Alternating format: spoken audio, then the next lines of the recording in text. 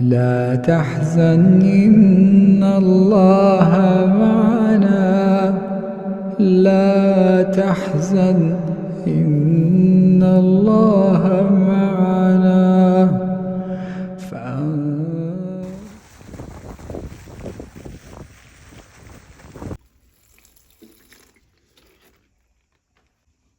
يسعد صباحكم بكل خير. كيفكن صبايا؟ شو أخباركم؟ إن شاء الله تكونوا بألف خير وبأتم الصحة والعافية وانتوا عم تشوفوا فيديو اليوم.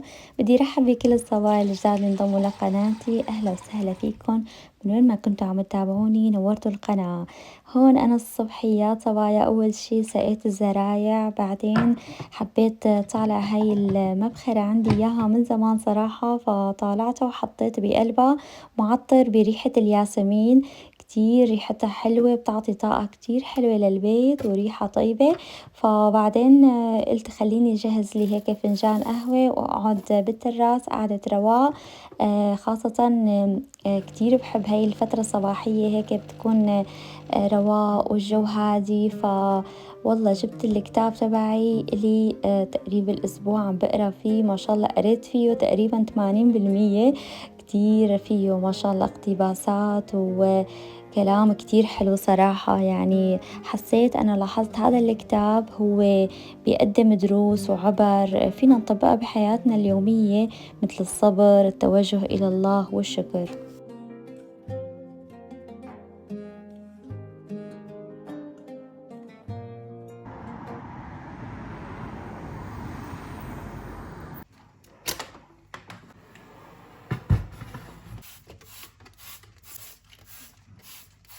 مطرح ما أنا حاطة ماكينة القهوة لاحظت إنه والله بدها تنظيفة، فجبت ليفة ورغوة ومنظف وبلشت أنظف مكانها كتير منيح ونشفها، فما شاء الله صارت تلمع لمع.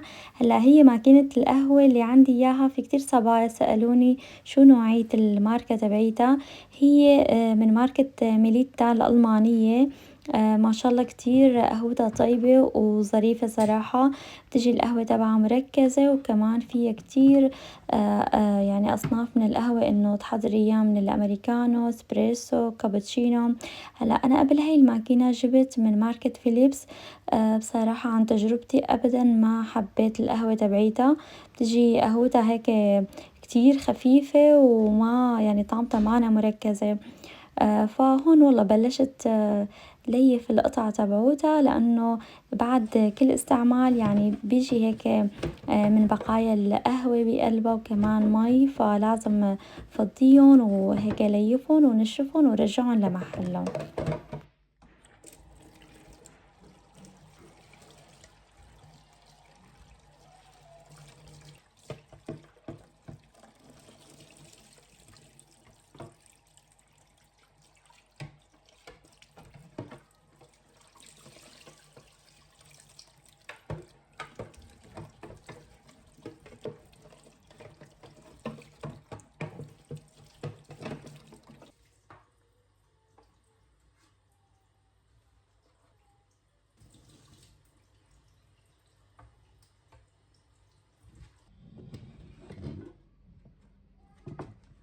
اليوم ما شاء الله الجو عنا كتير حلو، الشمس طالعة وكمان ما في برودة.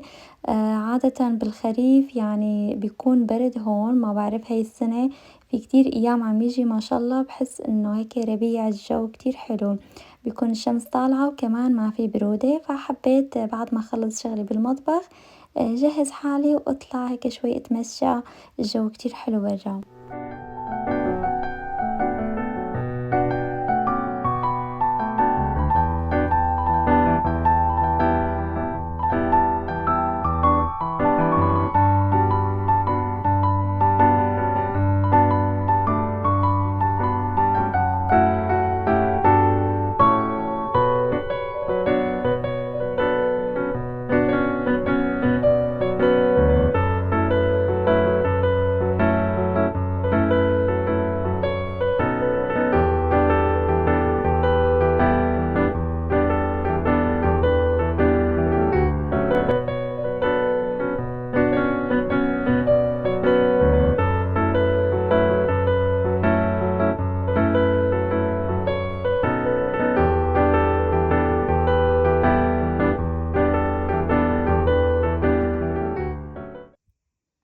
وأنا وراجعة مريت على ليدل، اشتريت من هونيك هذا النرجس البلدي اللي ريحته نفسه اللي كنا نشمه ببلادنا، يعني بسوريا بالعراق. أنا شميت هذا النرجس البلدي، مو مثل هذا اللي عنا ياهم ببلجيكا. أنا بشوفه كتير بالربيع بيكون مزروع بالشوارع بالحدائق، بس ما بيكون فيه له ريحة. أما هذا النوع أنا السنة الماضية كمان زرعته تقريبا بهذا الشهر، أتذكر إمتى بيطلع بالربيع.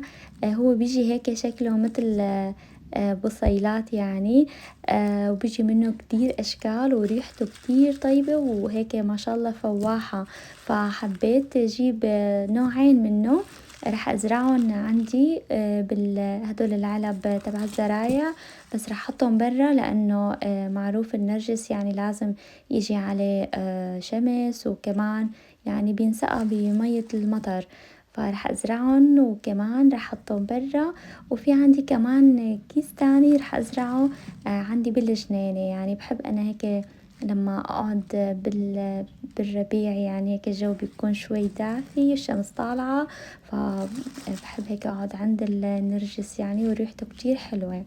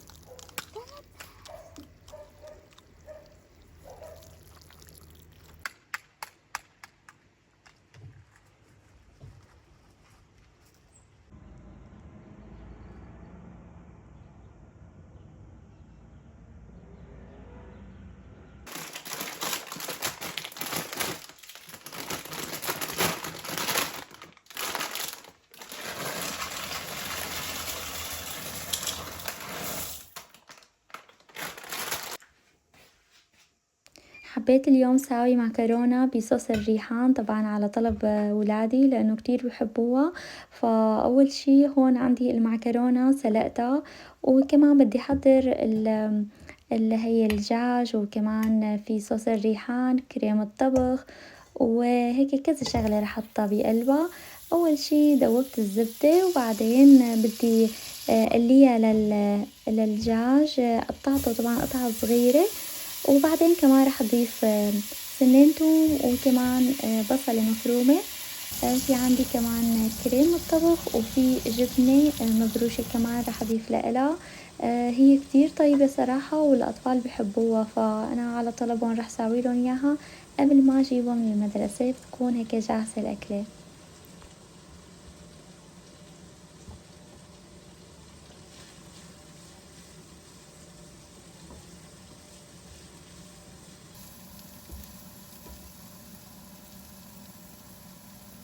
بعد ما قليتها للحمة مع البصل والثوم رح أضيف معلقة ملح وكمان معلقة فلفل أسود ومعلقة بابريكا، ورح أخلطهم هيك كتير منيح مع بعض. بعدين بدي نزل 3 معالق من صوص الريحان البيستو، وبعدين كمان في عندي كريمة طبخ تقريبا الكاسة رح أضيفها، وكمان شوية جبنة مبروشة وبتكون جاهزة. يعني الخليط جاهز، بس بننزل فوق المعكرونة وهيك بتركن تقريبا 10 دقايق لحتى المعكرونة تتشرب من نكهة الصوص وبتكون الطبخة جاهزة.